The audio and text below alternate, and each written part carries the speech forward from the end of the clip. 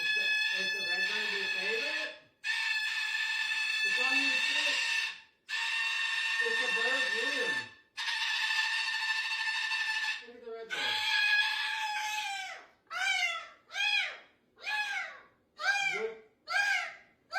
It's the size of you.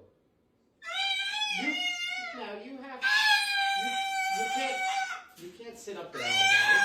We need a tree climber. Were you going to sit on top of the tree all day?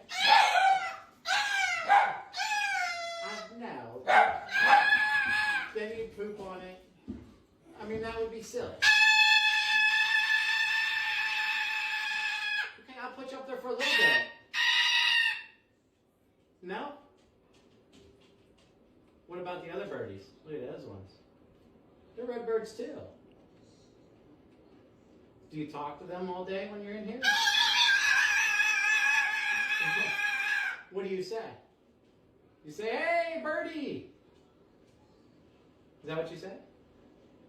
Or you just scream like you just were in my ear? Because that would hurt their ears. What? You say, hello, I'm Tango.